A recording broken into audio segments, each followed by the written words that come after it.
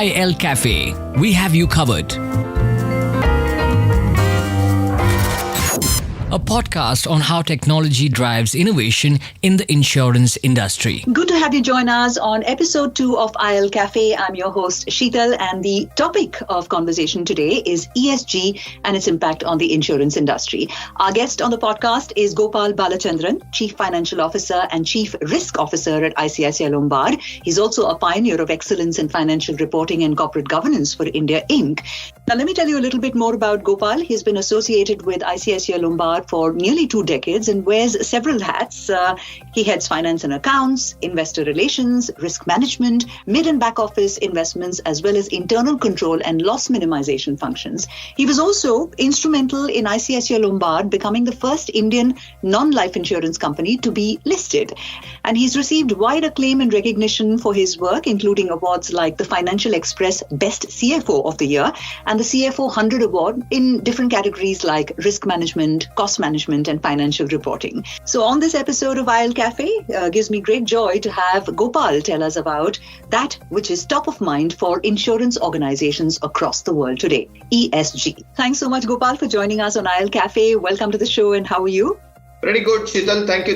Thanks for that kind introduction. I don't kind of deserve so much of it, but thank you so much for that. Well, Gopal, I'm certain every bit of that is deserved, and thank you for joining us one more time. Now, to get started, right, ESG efforts have certainly become a significant differentiator for responsible enterprises. And ICICI Lombard, clearly a marquee brand in India, the second largest general insurance company in India for FY 2022, and also a pioneer of sorts, has also demonstrated leadership in the adoption of ESG as part of its growth strategy. So I'd love to hear from you on that, Gopal, the company's sustainability goals, some of the focus areas, and some of the efforts that have been undertaken in this regard. Well, that's a great start, Sheetal. So I think when you look at it, you started off by saying that we are the first non-life insurance company to be listed on the stock exchanges in India. Right. Given the fact that we are a responsible institution, and therefore, clearly, ESG is something that we kind of largely imbibe as an organization. As a part of running the institutions, not just for 1 or 2 years, but over several decades, equally is how we are looking at ESG as a space to kind of embrace as a part of the way we work. To your point on how do we kind of look at the space, I think honestly, I will kind of divide it into a couple of aspects. One is, if you look at in terms of what we have been doing as a company, I think we started off disclosures well ahead of mandatory timelines of reporting in this particular space. Just to kind of give an example, the ESG report that we put out publicly on our website, this has been the 3rd year in the running. So that's something that we have been doing on an ongoing basis. Right. As you would recollect, I think there was this new mandate which actually is coming into force from FY 2023. Which is the business responsibility and sustainability reporting requirements for the top 1,000 listed companies. Now, while this is mandatory from FY 23, we thought, given an institution that's largely responsible and sustainable, let's kind of voluntarily adopted it from 1 year before. So, as a part of our FY 2022 annual report, we also had a separate section on the BRSR, as it is kind of largely known as an acronym. We wanted to kind of start ahead of time. So that's something that we have been pioneering in, kind of taking initiatives well ahead of deadlines that are stipulated for companies to kind of comply with. If I were to kind of just move forward, while I said that we have been doing the disclosures on a voluntary basis, but honestly, I think the large part of it is primarily because we have been kind of able to engage significantly with multiple stakeholders. And when we say stakeholders, it spans across customers, regulators, our shareholders, reinsurers, our own employees, government. I think all of them have been a part of our journey in kind of getting appropriate feedback mechanisms so that we can kind of improve our disclosures better. So there has been extensive engagement with stakeholders that we have been doing as a company. Now, while we've been doing that, I think obviously the tone is always set from the top. The board is very, very actively involved. We always had a corporate social responsibility committee. But in order to kind of embrace it with a flavor of sustainability, we also kind of renamed it as CSR and Sustainability Committee. So that kind of gives a flavor from the top. The boards are actively involved in the design and the framework of the ESG that we want to kind of run as an institution. So clearly there is board oversight. That's the third thing that we have been kind of focusing on. Right. And the fourth piece that I would say is, I think I say again, as a company which is responsible on effective disclosures, as I said, this year, in fact, was the first year where we also started disclosing sustainability disclosures across the various scope 1, 2 and 3 emissions that we do as a company. We kind of again did that sustainability disclosures for the first time as a part of the FY22 report. More importantly, we also were able to get an assurance done by an independent external firm to validate the disclosures that we have put out as a part of the report. So that, in a sense, are those 4 or 5 key pillars in the way we look at ESG as an organization. Important takeaway for all of our listeners, I would imagine, is that having a buy-in from the leadership levels is something that can certainly drive your ESG agenda a lot better. The other thing that comes to mind, Gopal, is that there has been a growing emphasis in the larger financial sphere globally on sustainability. For example, we've seen a lot of talk around sustainability-linked loans and other such, nuanced approaches. Similarly, the insurance industry has pursued sustainability goals in its own way. So what significant or tangible changes do you think we're likely to see in the insurance sector over the next decade or so? Okay, that's a great question because we are looking at maybe the future, right? So I'm sure maybe amongst the audience who is kind of possibly listening to me, a lot of them would have possibly in their minds are already thinking about the next vehicle that he or she is likely to buy should be an electric one. Right. Now, it doesn't matter whether two-wheeler or four-wheeler, but effectively, I think there is a clear need for transitioning into move to electric vehicles. But that's a reality. And clearly, we know that electric vehicles are relatively far better insofar as promoting the sustainability theme is concerned. And in that regard, I think from an ICICI Lombard standpoint, we have been pioneers in providing insurance solutions for this transition to electric vehicles mobility. Just to kind of put some data points on the table, on the electric vehicle space, for just the quarter that had kind of gone by, on the private car side, we roughly had a market share of about almost 14%. And on the two-wheeler space, which we think will kind of largely transition faster into adoption of EV, there we have a substantial market share of almost 65%. The number is quite high at this point of time, but though over a period of time, we believe it could get moderated. So, but that's one area where we want to kind of see ourselves taking the lead in possibly offering insurance solutions on the electric vehicles segment. So that's one. Yeah. The other area, Sheetal, I'm sure all of us will be kind of looking forward to kind of see our entire power consumptions getting moved into solar power or renewable forms of energy consumptions. There again, I think we have been pioneers in that space of being able to offer insurance solutions to some of these capabilities. And that's again a segment that has done very well for us. So as a company, as a responsible institution, we would want to see how we can partner some of these corporates or institutions to be able to transition into some of the sustainability themes that they would be kind of working towards. Right. So that's one area which I would say in terms of how one can look forward. The second, what we have seen in the last couple of years, particularly during the COVID environment, all of us clearly learned how to work digital. That obviously means across the spectrum of your operations, you could see increased adoption of digital/technology. And that by itself is going to kind of lend a significant amount insofar as promoting sustainability is concerned. Because we are all going to see maybe reduced consumption of maybe paper, travel, reduction of footprint, and so on and so forth. So clearly that's going to be an area which we like to see for the future. And the third area, again, I would say from an insurance company standpoint, an area which we will be significantly focusing on is responsible investments. There again, today from an ICICI Lombard standpoint, we already have a responsible investing framework, which is largely based on the principles of UN principles of responsible investing, where we look at maybe getting insights from investee companies in the way how they are promoting sustainability. We do have an exclusion list in terms of assets where we want to kind of make our investments in. So clearly, I think both on offering insurance solutions, which kind of takes care of responsible underwriting, And at the same time, responsible investments is equally a theme that we are working on. Now, you spoke of technology, but it would be remiss of me to not dwell a little bit more, Gopal, because we know that technology, what can we do without it now, right?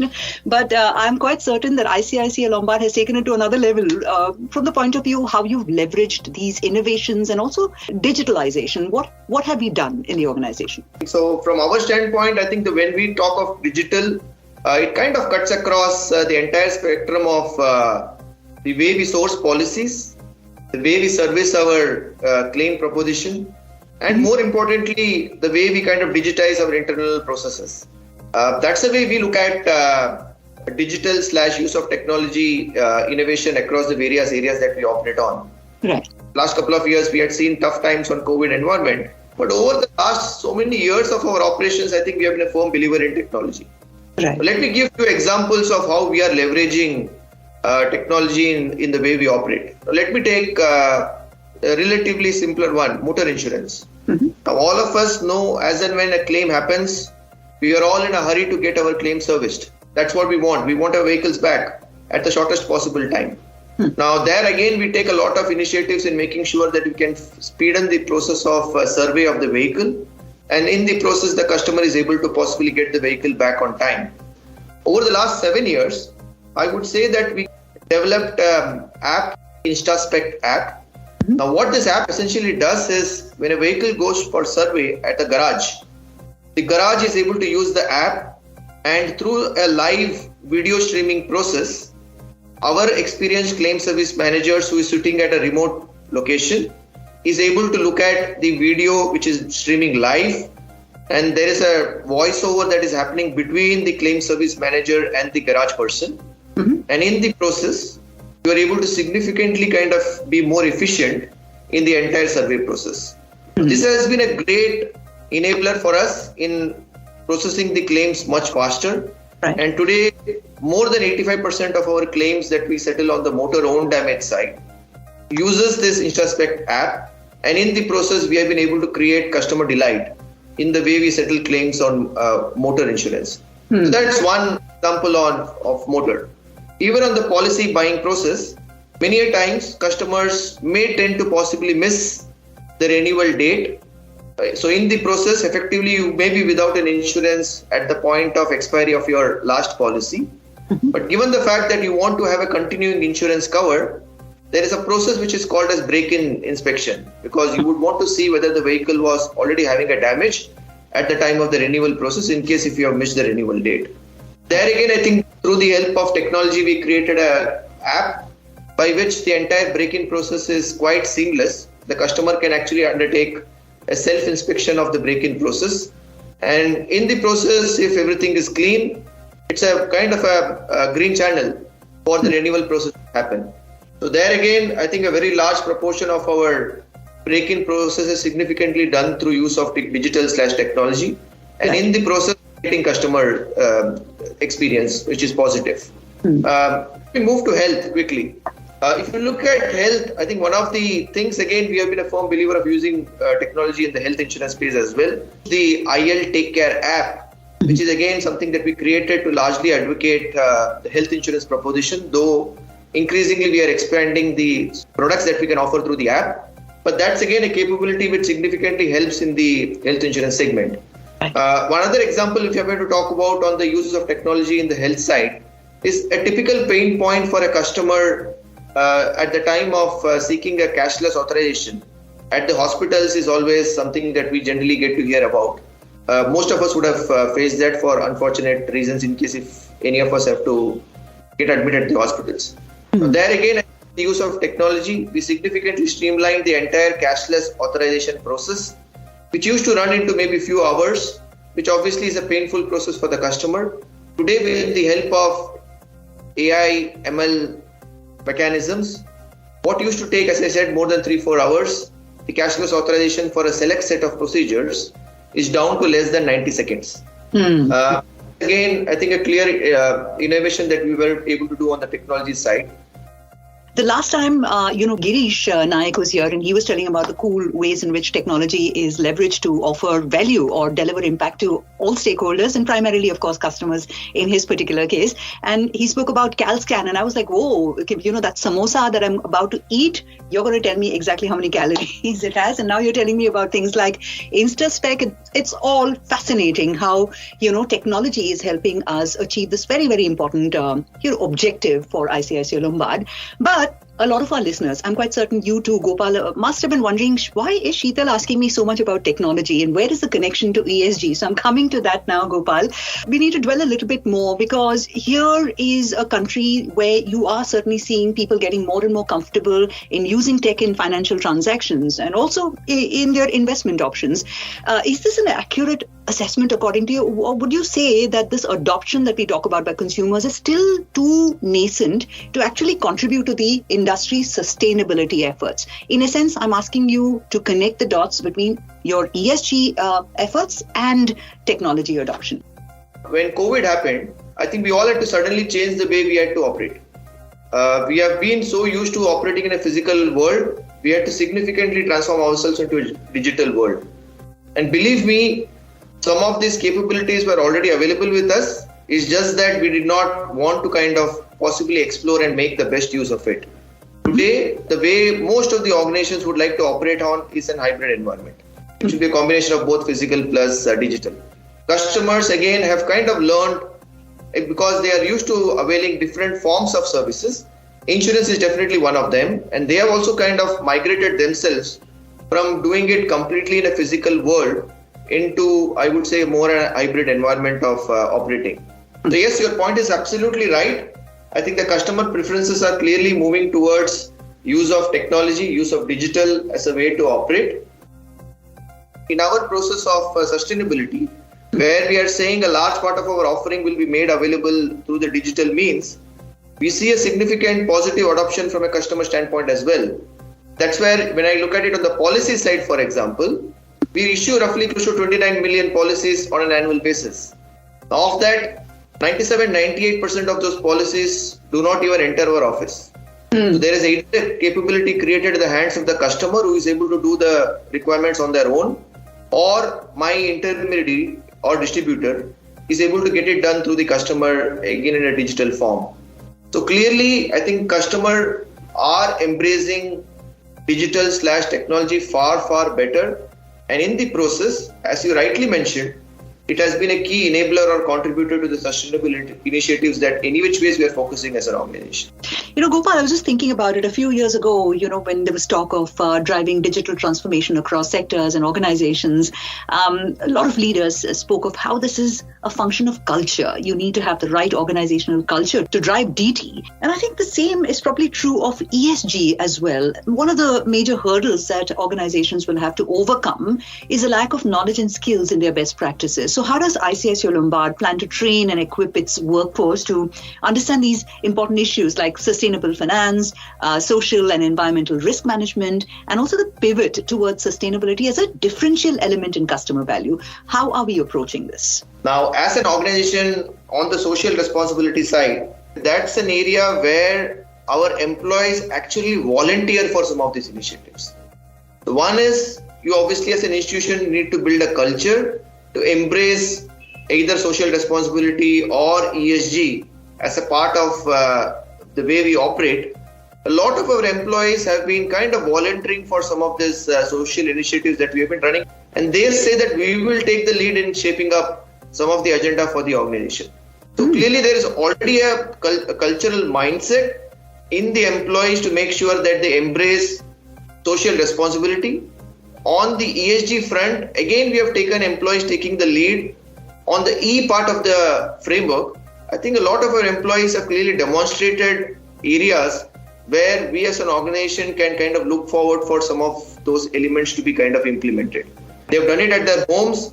They've done it through some of the social work that some of them may be carrying out. And clearly they are giving us ideas to ICICI Lombard by which we can embrace some of these elements as a way we want to kind of promote sustainability.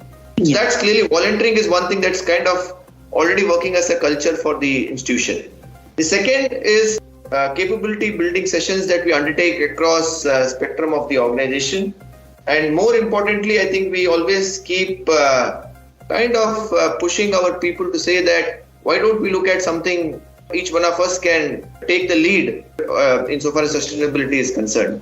So that's how we kind of largely promote through volunteering initiatives, and a lot of capability building / cultural sessions is what we kind of embrace as an organization. So perfect coming together of employee aspirations and organizational objectives. Want us to dwell a little bit more on that S aspect of our ESG goals, diversity, equity and inclusion, Gopal. And the start of the year, I recall a lot of consulting organizations talking about how DE&I will remain in sharp focus for organizations. And the DE&I ethos in most organizations is something that contributes to innovation, productivity and also profitability. So the business imperative has been long established. Would be great for us to know what ICICI Lombard's policy is regarding these important aspects of ESG, inclusivity, equity and diversity. No, so again, that's a great question, Sheetal, and that's something that's again the need of the hour and as a largely spoken topic. Mm-hmm. And from an ICICI Lombard standpoint, we're equally committed on the DEI initiative. In that regard, there is already a cross-functional committee that we have created in the organization, which is primarily responsible for designing, planning, driving and monitoring the implementation of the DEI interventions. The tone is set from the top. Internally, on the gender equity, we already have taken goals to achieve over the next, let's say, 3 years across the various verticals, across the various divisions in the organization. Each one of them is championing this agenda of bringing about gender equity in the organization. So that's one form of diversity, equity and inclusion.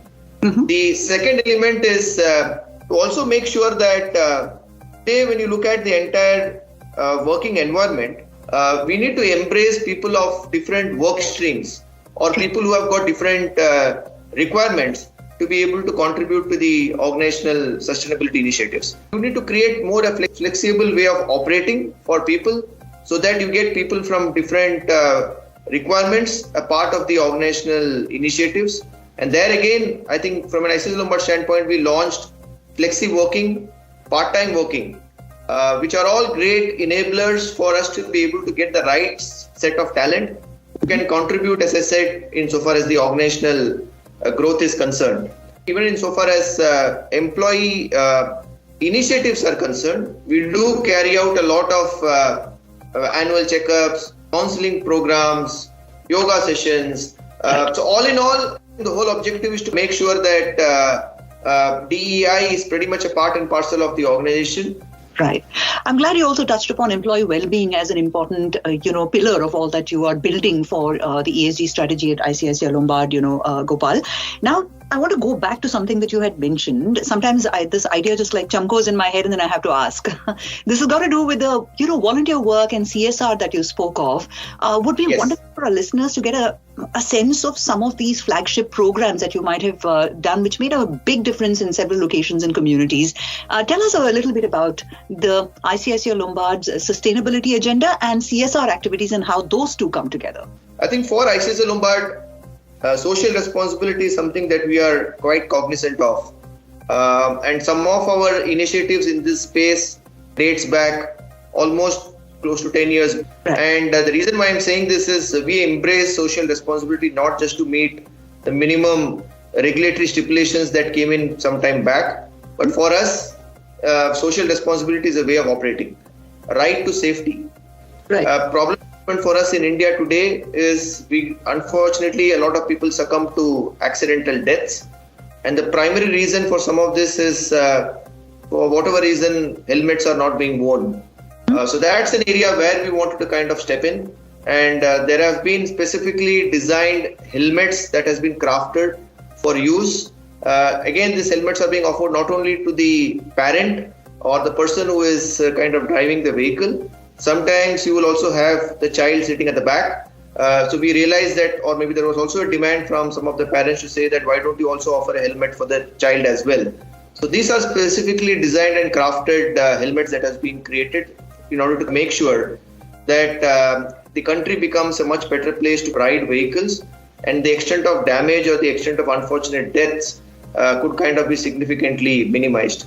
So that's one of the flagship programs that we have been running as an organization. Since the time we have been doing this, it's almost close to 4,25,000 lives is what we have impacted as a result of the Right to Safety initiative. If you were to move away from, let's say, vehicle to carrying hands, a lot of employees of the organization, almost more than 50% of them, actually volunteer to work on this initiative. The whole objective is to kind of make sure that children are given a better place to read. We do a lot of free eye checkups so that the problem statements gets detected ahead of time.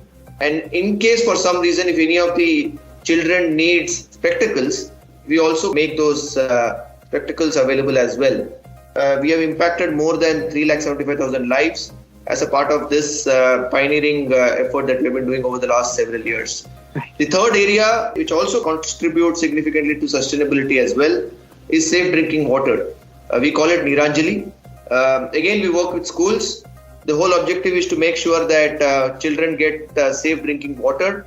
And we kind of install water purifiers at the schools, including taking care of the maintenance of those purifiers. So that's again an initiative which is very close to us from a social responsibility standpoint. Absolutely. As they say, miles to go, but then kudos most certainly, Gopal, to you and the teams involved in all of these projects for actually making such a difference in such diverse and yet, relevant areas to ICICI Lombard in the area of CSR. Superb to hear of this. And on a final note, Gopal, one of ICICI Lombard's mottos, if I may add, is fulfill promises responsibly and sustainably. How do you see ICICI Lombard playing a leadership role in the insurance sector's push towards achieving their ESG goals? So that's a difficult one, right? Because it's always tough to kind of figure out how we stay ahead of the curve in shaping some of the elements of future. We have generally taken the lead in some of these areas. For us, the first and the foremost thing that we will obviously stand committed is the country objective.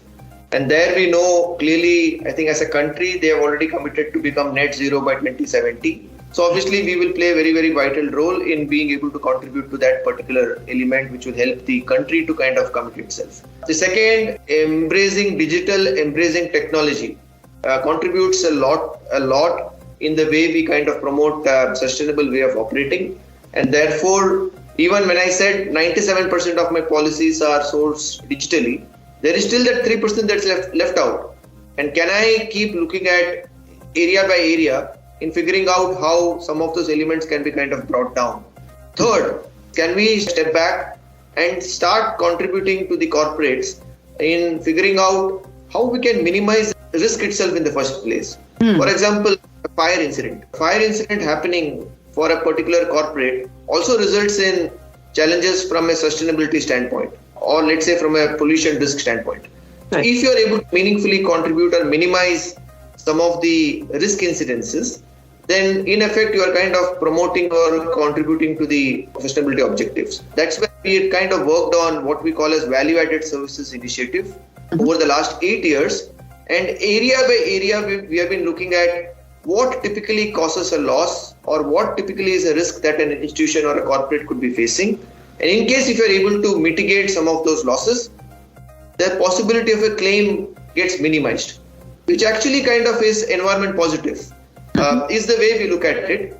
So VAS will definitely be an area that we will focus on, and we will continue to look at how we can be, even in our management of funds, be more responsible in the various investment decisions that we take. So that's one other area that we will be kind of committing towards. End of the day, employees or people are our asset, and therefore creating a flexible, a friendly workspace and focusing on employee well-being will definitely be a very, very important agenda in our sustainability initiatives. Superb.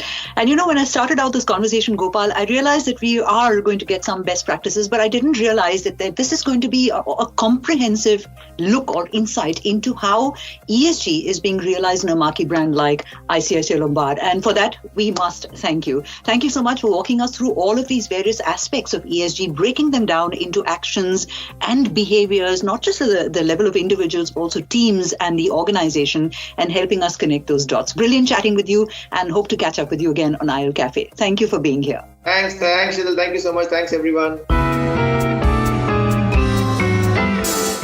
You were listening to IL Café. We have you covered.